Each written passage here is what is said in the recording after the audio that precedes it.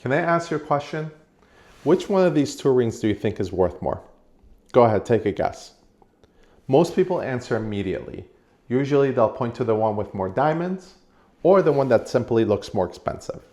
And honestly, I don't blame them because before I worked in this industry, I probably would have done exactly the same thing. But after nearly 30 years in the jewelry industry, I've learned something. Sometimes the biggest difference in price has nothing to do with what your eyes see. And that's what I want to talk about today. Because understanding this might completely change the way you buy jewelry for the rest of your life. One of the biggest misconceptions people have is that jewelry pricing is simple. More gold, higher price. Bigger diamond, higher price. Better brand, higher price. Sometimes that's true. Sometimes it isn't. I've learned that jewelry is a lot like buying a house. Two houses can sit right next to each other. They can look almost identical, yet one sells twice as much. Why? Maybe one was built better. Maybe it used better materials. Maybe the builder has spent decades earning a reputation. Jewelry works the same way. The more you understand what's behind the piece, the more everything starts making sense. Let's start with diamonds. Most people have heard of the 4 C's: carat, color, clarity, and cut. If you ever walked into a jewelry store, you've probably heard those words. But here's something I wish more people knew. Carat doesn't mean beauty. It simply means weight.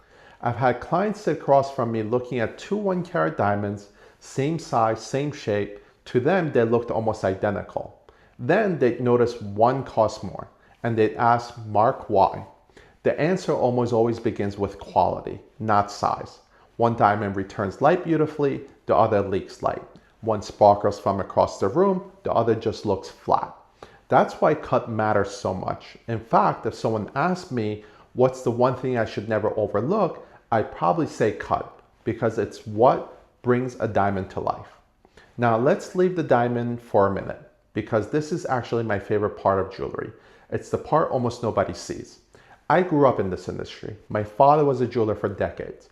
When I was younger, I'd watch him work, and sometimes I wonder, why is he spending so much time on one ring? From the outside, it looked finished, but to him, it wasn't. He'd keep adjusting, looking, turning the ring, checking it from another angle, making another tiny correction. Back then, I thought he was chasing perfection, but today, I realized he was respecting the customer, because the customer might wear that ring every single day for the rest of their life. That's a responsibility, not just a job. One memory that has stayed with me is when I was watching him set a rose-cut diamond. If you've ever seen one, you'll know they're much more delicate than the modern brilliant cuts most people know today. I remember watching him slowly turning the stone, looking at it from every angle, making tiny adjustments. He wasn't trying to force the diamond into the ring, he was making the ring fit the diamond.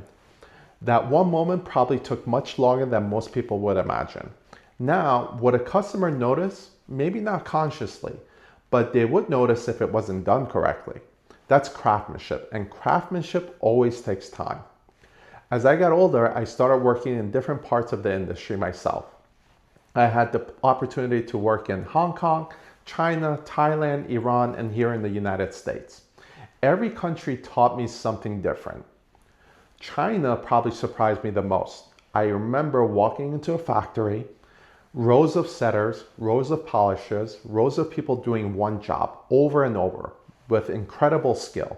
It made me realize something, that engagement rings sitting in a display case didn't magically appear there. It represents thousands of hours of combined experience, not just one person's work, many people's work. Then I worked in Hong Kong, completely different environment. Instead of mass production, I saw one-of-a-kind jewelry. Pieces that looked more like artwork than products. Every detail mattered. Every decision mattered. You couldn't rush anything, because once you rushed, you lost what made the piece special. That experience completely changed how I looked at craftsmanship. Now let's talk about brands. People ask me all the time, why is this brand so expensive? Then someone usually says, you're just paying for the name. Sometimes the brand absolutely affects the price, but let's think about that for a second. Imagine two surgeons. One just graduated yesterday, the other has 30 years of experience. Would they charge the same? Probably not, right? Why? Because experience has value, reputation has value, consistency has value. Jewelry brands are similar. When a company spends decades building trust, standing behind every piece, offering warranties, investing in design, training people, and protecting its reputation, those things become part of what you're paying for. Does every expensive brand deserve its price? Not always, but neither does every inexpensive piece automatically represent great value. Here's something that surprises people. I don't always recommend buying the least expensive ring. Actually, sometimes I recommend spending more. Not because it's more expensive, because sometimes it's simply better. Better craftsmanship, better service, better support after the sale. A jeweler will still answer your call 5 years from now. Those things matter, especially for something people often wear every single day. So, if I walked into a jewelry store tomorrow, what would I ask? Honestly, I'd start with curiosity. I'd ask, can you help me understand why this ring costs what it does? Not what's your best price. Then I'd ask, what makes this ring different? Is the diamond independently graded? If something happens years from now, will you still be here to help me? And finally, why should I trust you? I actually love that question. Not because someone has to earn my business, because trust is one of the most valuable things you'll ever buy. After nearly 30 years working in manufacturing, wholesale, retail, buying, quality control, and educating people, here's what I believe. The goal isn't to buy the cheapest ring. The goal isn't to buy the most expensive ring. The goal is to understand what you're paying for. Because once you understand that, price becomes only one part of the conversation. Now you're looking at craftsmanship, service, trust, experience, quality.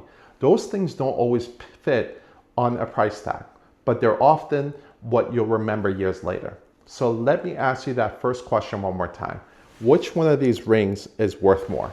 Hopefully by now you've realized that's actually the wrong question. The better question is why? Because once you understand why, you'll make better decisions. Whether you're buying jewelry, inheriting jewelry, or the day comes that you decide to sell it, it matters. I'm Mark Hatamian. Every week I share what nearly 30 years in the industry has taught me, with one simple goal, helping you make confident decisions about jewelry. If there's a jewelry question you've always wanted answered, leave it in the comments. It might become my next video. And if you'd like to keep learning with me, I'd be honored to have you subscribe. Thanks for spending a few minutes with me. I'll see you in the next video.